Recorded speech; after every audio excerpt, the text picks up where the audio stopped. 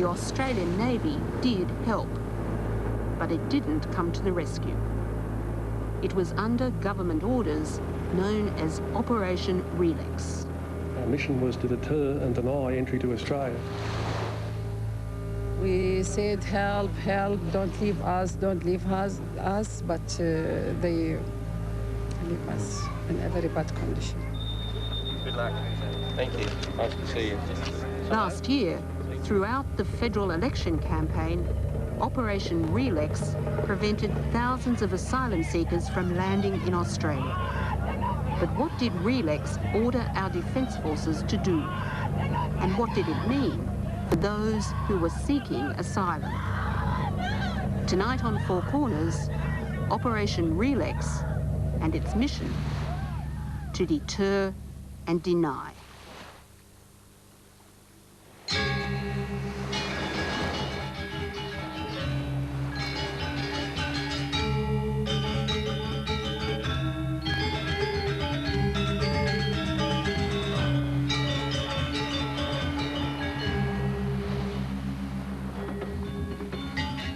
The island of Lombok, like its neighbour Bali, could easily be a holiday paradise.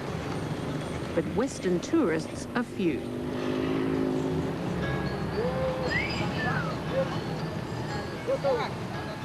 Recently, the capital Mataram has become a halfway house for nearly 400 asylum seekers who've tried to reach Australia.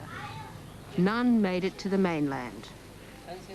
Instead, their boats were picked up by the Australian Navy and sent back to Indonesia. These people from Afghanistan left Indonesia last year on the 4th of October. It was midnight. From the start, as the smugglers pushed them onto a small boat, many were terrified. They were shouting, do not allow the rest of passengers to come inside because it is crowded. We will drown, we will go to death, because this boat does not have such ability to move all these people. After 2 days, the engine broke down, the food supplied by the smugglers ran out, and the passengers began to ration their water. It took 2 more days for one of the asylum seekers, a mechanic, to fix the engine. It was hot. There was little shade and little room to move between the 238 people crowded on board.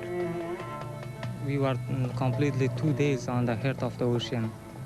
Just the women and the children, they were crying. And on that time, there was so much pathetic condition that by word we cannot explain that.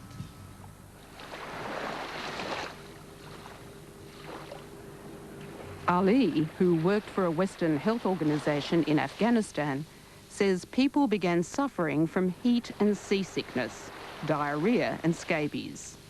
Hygiene was impossible. After 3 more days at sea, a young baby died. I think because of the hot water. I had nothing to help him.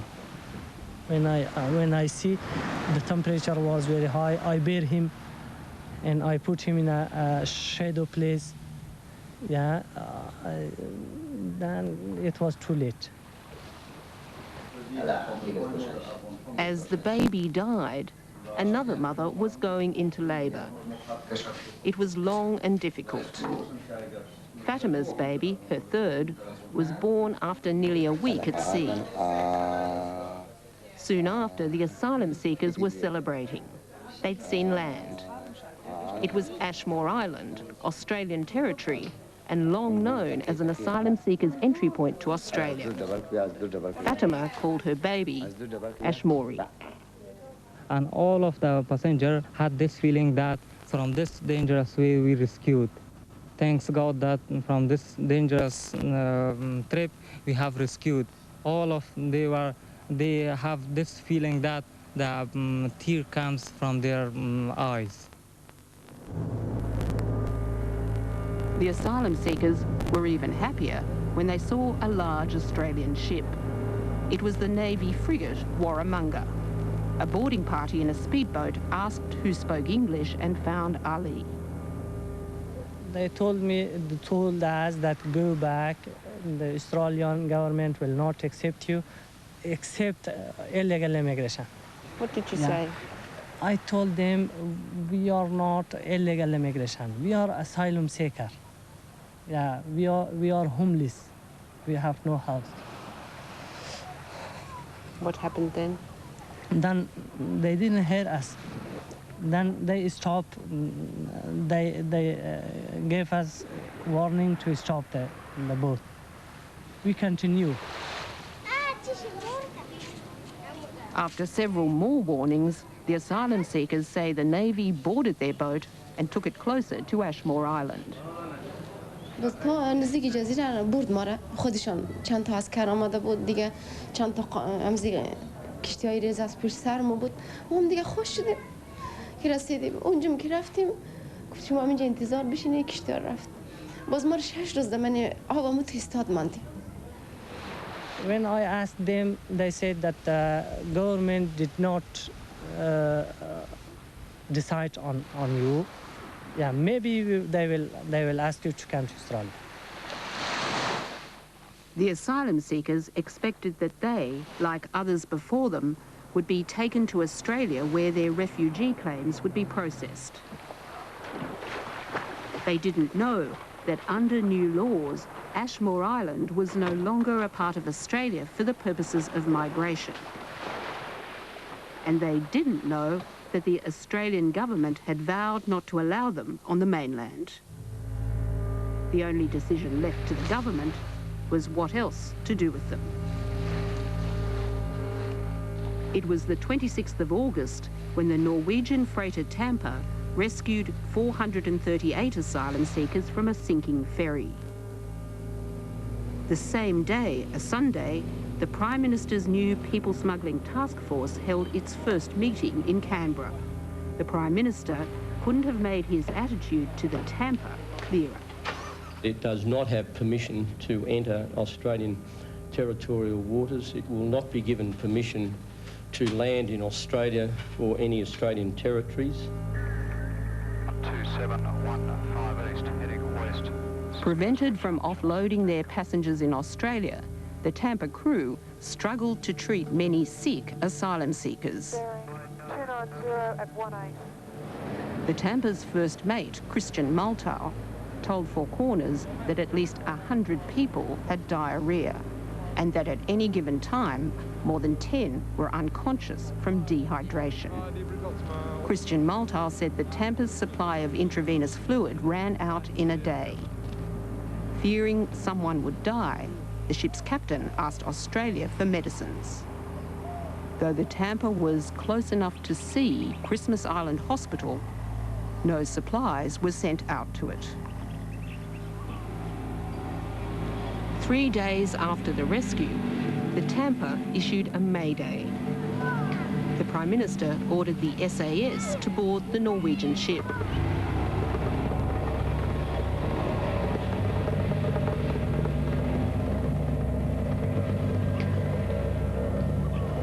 Later, the Prime Minister said the Tampa's captain had lied. There were no cases on board the vessel requiring medical evacuation. Mr Ruddock and I have called this news conference this morning to announce that an agreement has been reached. Within a week of the Tampa rescue, the Prime Minister announced his Pacific solution. Nauru and New Zealand would take the asylum seekers, and the Defence Force would step up its surveillance of the waters between Australia and Indonesia. This will involve 5 naval vessels and 4 P-3 Orion aircraft. Rear mast. He's only flying head sails, he hasn't got a main up. What the Prime Minister didn't spell out in detail was his new mission for the Defence Forces. It was called Operation Relax. The mission statement was to conduct surveillance and response operations in order to deter unauthorised boat arrivals from entering Australian territorial waters within the designated area of operations. Under Relax, operational decisions and reports went beyond the Defence Forces to a committee known as the Prime Minister's People Smuggling Task Force. It was chaired by the Department of Prime Minister and Cabinet. Sir, do you know whether reports have reached the Interdepartmental Committee on People Smuggling? I'm aware that they have, because especially issues to do with where we're attempting to return a vessel to the vicinity of Indonesian territorial seas. That's an issue in terms of the management of that receives, as far as I'm aware, considerable discussion.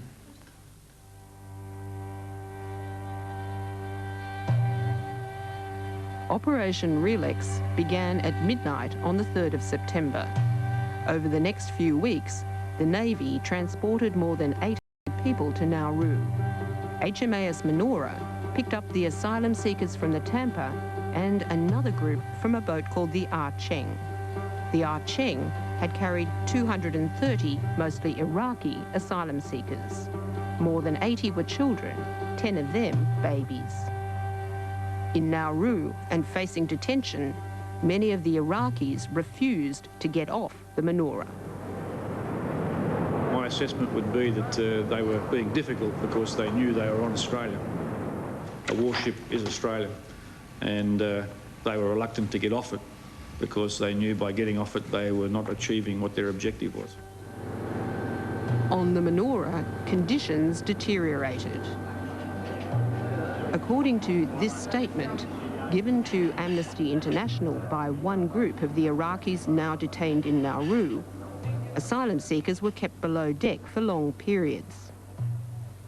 Children with diarrhea were untreated. Toilets were flooded and filthy. Most of all, asylum seekers report their distress that they were regularly videotaped in humiliating circumstances, dirty, sick, with diarrhea and amid flooded toilets. On the other side, the Navy reported rioting, damage and volatile situations it had never encountered in peacetime. This has been very hard work, and I think the sailors have acquitted themselves in a way which I think most Australians will be very proud of. The people themselves in difficult circumstances. The point is that they are trying to get to Australia. It's been the Navy's task to stop them doing that.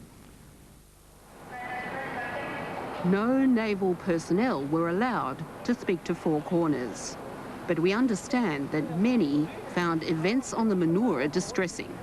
Some report asylum seekers throwing feces at sailors. The asylum seekers don't deny it. Some of us, out of ignorance, or being children, or because of the stresses we have experienced, or because of lost dreams which were feasible but have disappeared, or because of the loss of money or loss of time, all these resulted in some uncivilized behavior. We all apologize for this. We are persecuted people. We ran away from an inferno with our families to a country which we respect. We will continue to require people now on the Manora to leave and taking what are appropriate steps in a lawful way for that to happen.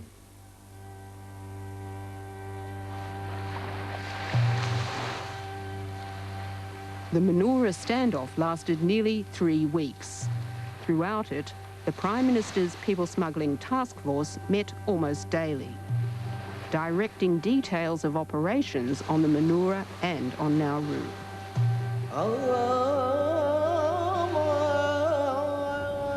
The last asylum seekers left the warship in early October.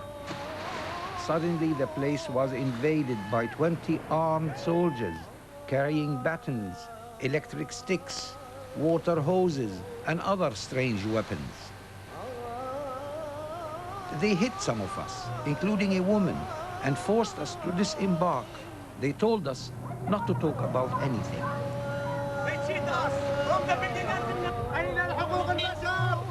The next day, the Prime Minister called an election. Above all, the nation needs at the helm a group of men and women who have strengths, who have experience, and have a clear view of what they believe in and what they stand for. 2 days later, the HMAS Adelaide was intercepting another boat under Operation Relax. It was the now famous Suspected Illegal Entry Vessel, or SIEV, number 4. I don't want in Australia people who would throw their own children into the sea. I don't. The claims that children were thrown overboard have now been disproved. But they overshadowed another, more real difficulty for the Navy. Having boarded the boat and taken it to the high seas as ordered, Commander Banks assessed it as only marginally seaworthy. Soon after the boarding party left the boat, it stopped. My summary is that once we took the boarding party off the SIEV, they disabled their engine and disabled their steering and had no intent to continue back to Indonesia. At this point, the boat began filling with water. The asylum seekers raised a white sheet as a distress signal. On seeing it, the Adelaide returned. The asylum seekers were panicking. But Operation Relax gave Commander Banks few choices. Our mission was to deter and deny their access to Australia. Taking them on board Adelaide in other than a safety of life situation would have been a mission failure. Commander Banks asked his boss, Brigadier Silverstone, for permission to tow the boat to safety. According to the Adelaide's log, the commanding officer advised approval from PM of Australia to tow vessel to place to be determined. Is that a normal thing for the Prime Minister to involve himself in operational matters like this? That originated from a telephone call, I believe, with Commander JTF 639, who advised me that this was a big deal and that the Prime Minister would make the decision where we would take this vessel. The Navy began towing. But as the water level inside the boat reached about a metre, the asylum seekers say they grew desperate. This statement from 5 of the asylum seekers, now detained on Manus Island, was sent to the current Senate inquiry. We appealed to the Australian Navy officer, asking him to help the women and children to abandon the sinking boat.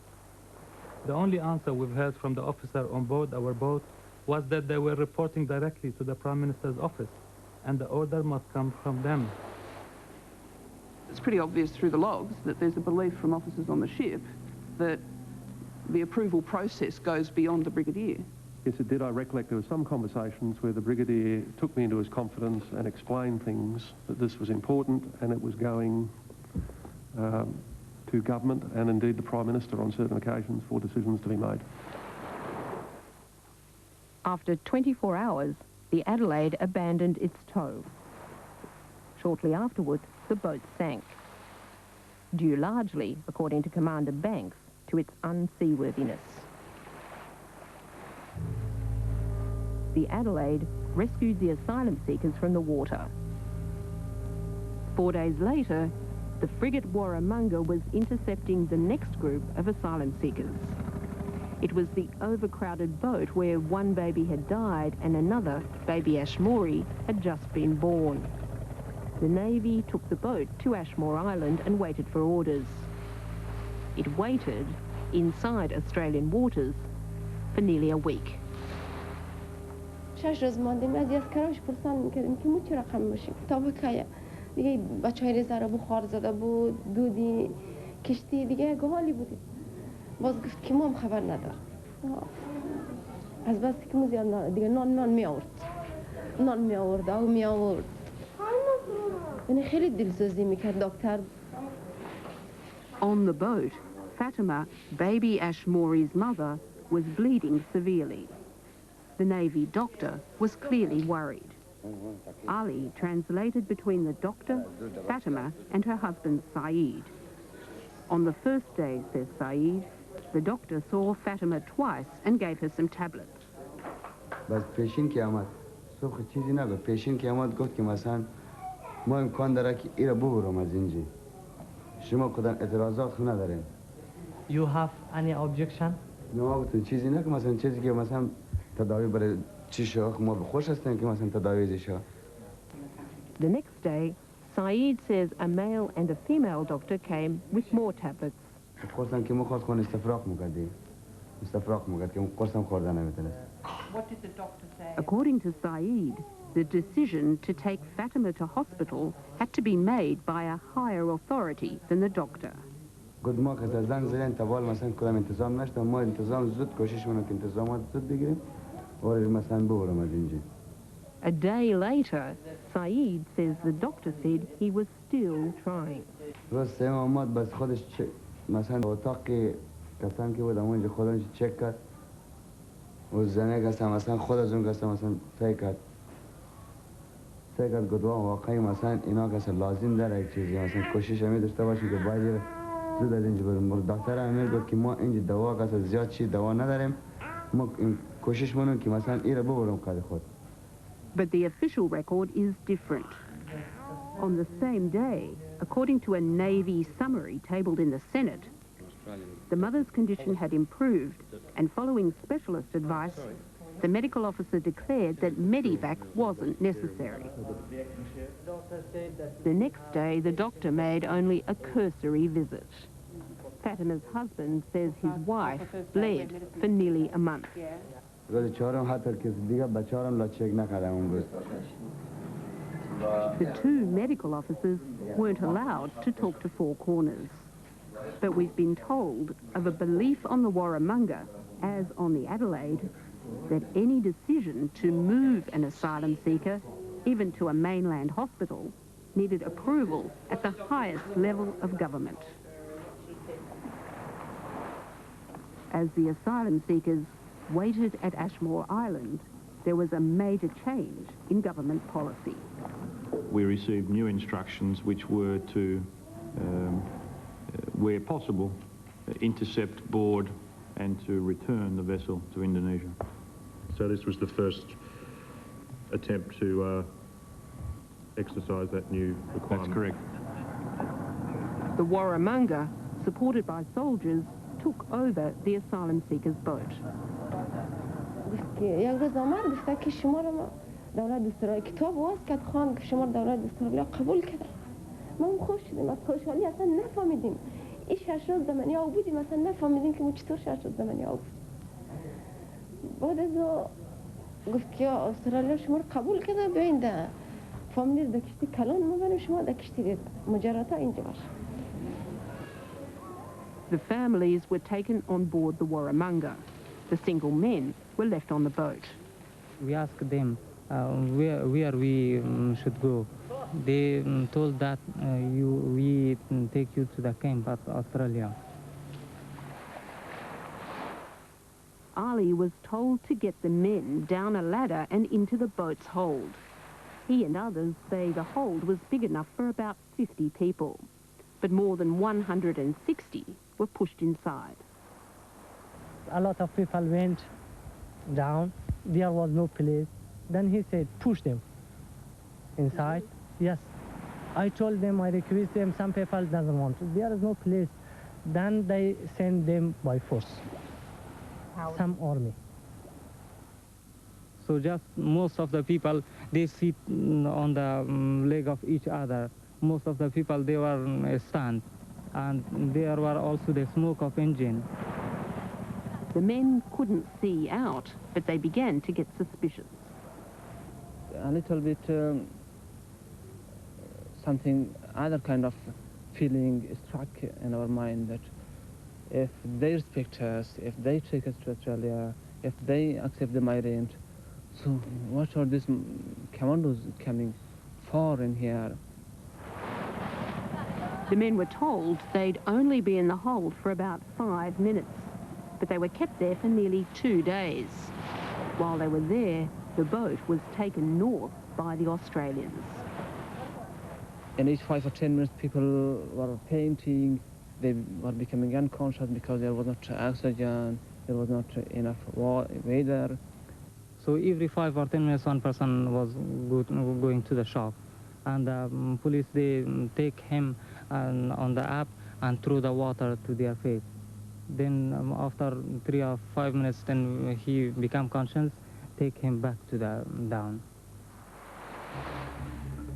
The wooden boat with the men on it and the Warramunga, where Ali was with the families, moved off together.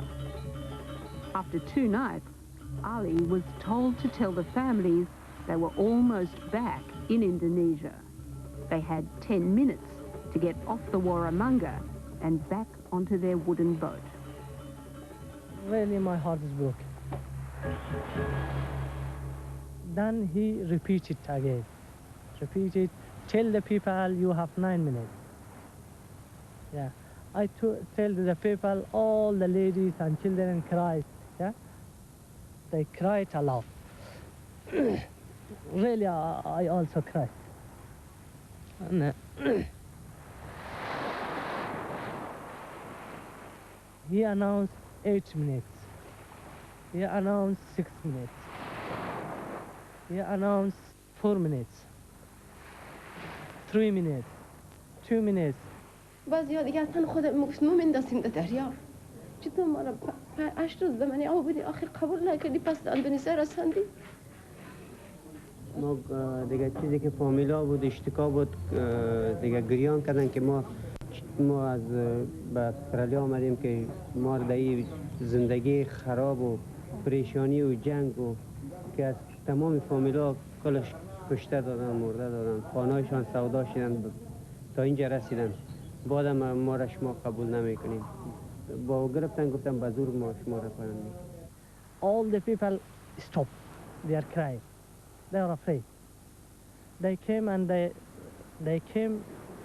they took one family from inside. لحظه که کماندو آمدن داخل کشتی روی خودشان پود کردن بعد دندای برقی را کشیدن سر شانه‌های خودشان زدن شانه‌هایشان آهین داشت یعنی تو سر شانه‌های خودشان می‌زدن برق تولید می‌کرد یعنی ما ببینیم که دندای برقی است. This family refused to leave. They say they were hit with an electric baton. بله مثل یک چوب سیاه بود در حال این همه قبول این همه که وادی که از پوشش کشیدن دشانه خودان اول زدن دشانهشان آیین بودن شرطی میکرد دشانهشان زد برق داد بعدم بگویی واقعی است بگو خودشان است اما فیلم برداری که اما فیلم برداری پیششان است شاید بگو شما تقاضا کنیم بگو کامرامانی کردن و میگن. At your request, I asked the Defence Force whether they use such equipment, and I have been advised that they neither have it nor use it. Is it appropriate to use force against asylum seekers? Well, we're protecting our borders. That's the point. There are those who wish to breach our borders, to engage in that illegal activity. We're entitled, and furthermore, we believe it's our responsibility to do our best to protect our borders. When they bring me back to our boat, when I reached there was a soldier, really he's crying. And you? I was also crying on that time, yeah, I was crying.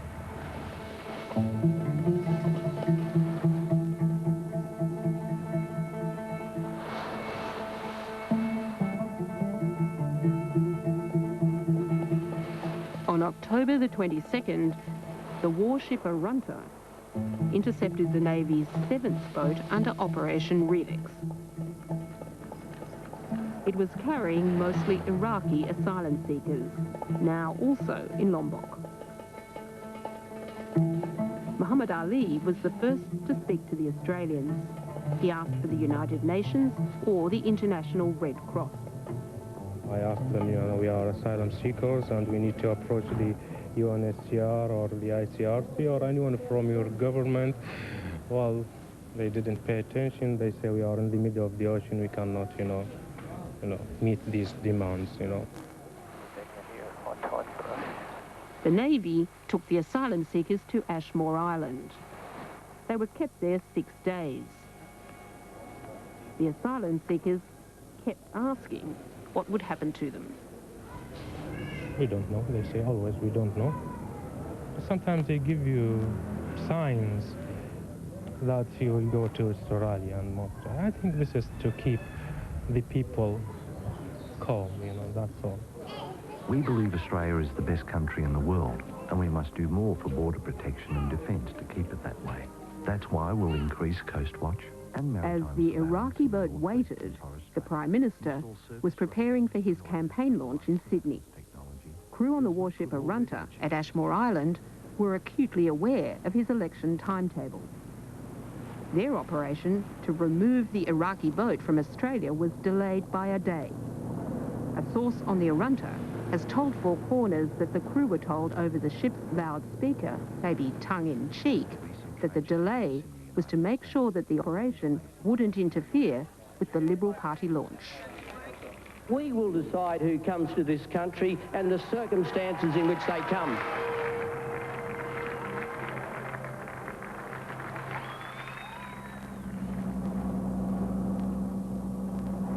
This video of the Iraqi boat was taken by the Navy. Sailors' logs describe the boat as overcrowded, unhygienic, and with no food or drinkable water. The sailors say people on board had diabetes, including a child, sunstroke, dehydration, and ulcerated cuts and stomach cramps. So many diseases, affected the people, skin diseases, and, this conjunctivitis, eye viral conjunctivitis. Most of the people affected by this disease, The video shows the scene a day after about 90 asylum seekers, mostly families, had been taken off the boat and onto the Arunta. They'd been moved to make way for the soldiers in the red caps, known as the Transit Security Element, or TSE. The TSE, made up of infantry, military police and intelligence officers, was put together specially for Operation Relax. At this point in the video, the Australians have been driving the boat for a day and a night. The Arunta is nearby. The Iraqi men say that earlier, a soldier who spoke Farsi, which many Iraqis understand, had talked about taking the asylum seekers to Australia. But during the night, they had noticed that the boat changed direction. Well, the turning point, I think, happened after midnight, They changed the direction completely, Because, some people know from the stars and, the situation of the moon, that's where you are heading. The video now shows what happened the next morning. The Australians tell the asylum seekers the Australian government won't let them in. They are now 3 hours away from Indonesia.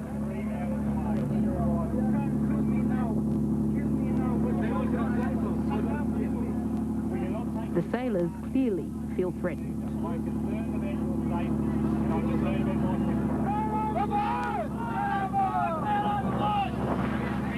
A man jumps overboard and is brought back to the boat.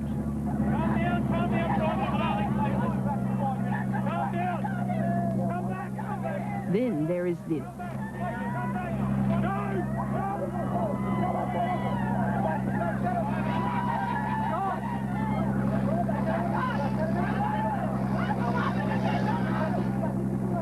The man holding the child is yelling a question to the Australian soldier who speaks Farsi.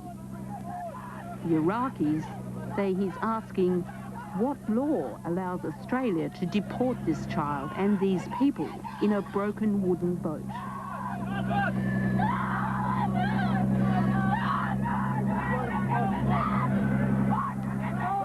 The asylum seekers begin cutting stay lines to the mast and breaking off side panels.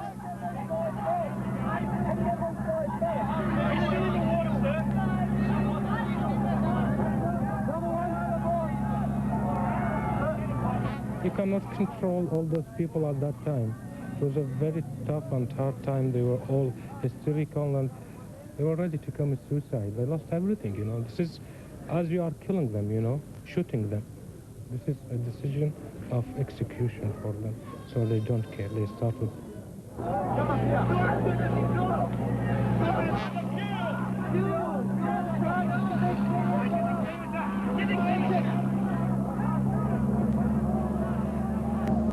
this point, the Navy began bringing the people back from the water. As the video shows, the boat was already crowded. The video doesn't show what happened next. They started to be, very angry and hysterical and started to protest. The soldiers started to come, with tear gas or tear gas, and, with the very long bars, clubs, It wasn't tear gas, but double-strength capsicum spray. A number of men say they were sprayed in the eyes. Muhammad Ali says 10 to 15 men were beaten with nightsticks. During this time, some people from the warship were taken onto the roof of the boat's wheelhouse. The wheelhouse supports began to lean. Sailors on board saw that a section of the roof was starting to collapse. They chocked up the roof with milk crates. As soon as the last people were brought back from the Arunta, the Navy left. They took their boats and they left us there to face our destiny of 230 people. Children and women, sick people, so many sick people passed out, I cannot describe that moment because they were very horrible. I cannot describe it at all. All the people were down, crying, shouting, hitting themselves, slapping, It was a very horrible situation there, The boat headed back to Indonesia. 12 hours later, it went aground. It was 300 or 400 metres from an island called Roti. The Indonesian crew abandoned the asylum seekers and swam ashore. At that spot, the engine broke down and the water pumping also broke down. The water started to fill the ship and we cannot control it. So we had to choose at that time to stay in the boat, most of the people and children, and they cannot swim, And the water, we were lucky in this, was up to here for the adults, To stay in the ship till the morning or to decide to leave because the ship also started to go to the ocean, The asylum seekers say they walked and carried people and children ashore in the dark. Some men who had capsicum sprayed in their eyes told Four Corners they couldn't see where they were going. The effects of capsicum spray are supposed to last only 45 minutes. But most people on the boat were suffering from conjunctivitis, some severely. A forensic physician contacted by Four Corners says the combined effect of capsicum spray and conjunctivitis is unknown and untested. The next day, on Roti Island, 3 people were missing. Unfortunately, we didn't find any one of them, and we don't know where they've been lost, on board in the sea, and I don't think on the island. I don't think they reached the island, Many of the asylum seekers had only met each other on the boat. Some were travelling alone and knew no one. What happened then? Did you see him when... This man knew Hussein Yahya, a 30-year-old who had left his son and daughter in Iraq. Hussein Yahya was on the boat before the Australians left it. What do you think happened to him? I think he died. How? Huh? When he fell down the sea, where did he go? No. 6 months we are here. No news about him. Where did he go? This man had befriended Tama Hussein, an unmarried man with 3 brothers and a mother in Baghdad. آخر مرة شفته من الجيش الأسترالي رادي يضرب هذا مال الغاز كان موجود على السفينة قبل لا يضربونا بالغاز شفته قبل لا يضربوني بالغاز بس بعد ذلك شفته؟ لا ما شفته بعد لأن هذا بالليل الدنيا ليل ووصلنا وانا ما اشوف. انا بثلاث ايام اللي قدرت اشوف يعني. No one saw Hussein Yahya, Tama Hussein, or the third man, Haitham Dawood, drowning. But no one has seen them since. The boat was in a horrible situation. Even you cannot leave an animals on this boat, not, people or children or women, This is a kind of genocide, You are killing all these people when you leave in this condition or in this sea. Is there any doubt in your mind that any of the boats returned to Indonesia were in fact not seaworthy? Our naval personnel would not send anyone off on a boat that was seen to be unseaworthy. 2 more boats were intercepted during October.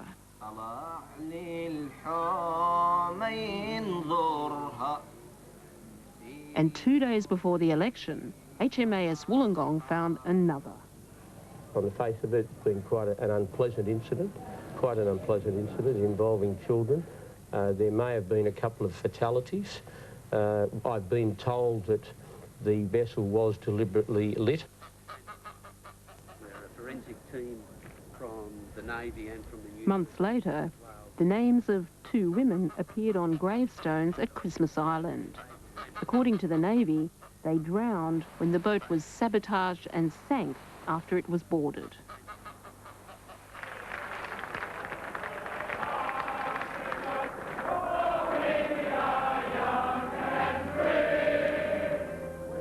In November, John Howard won a 3rd term in government.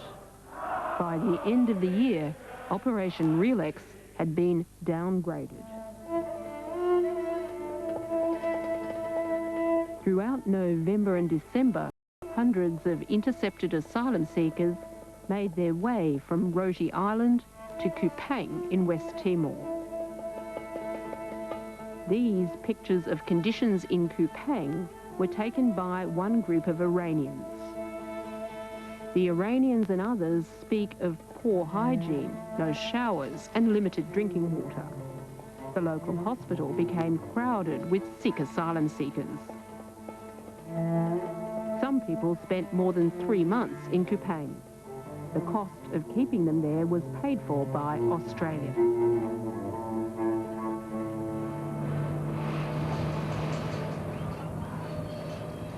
Last month, the last group of asylum seekers was moved from Kupang to northeastern Java.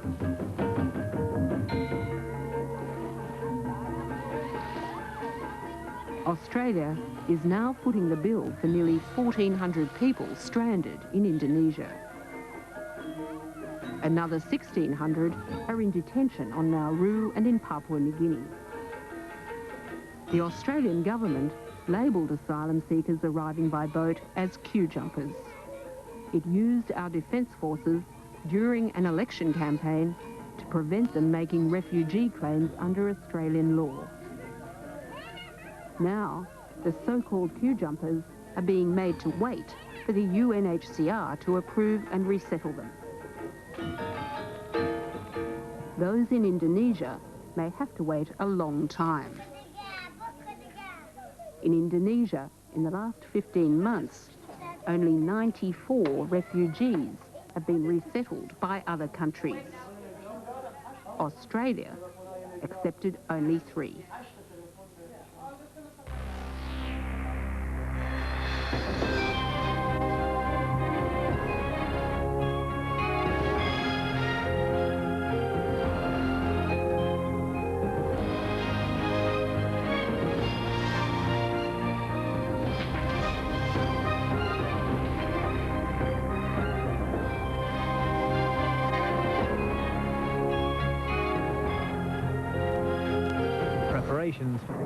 People crowding around.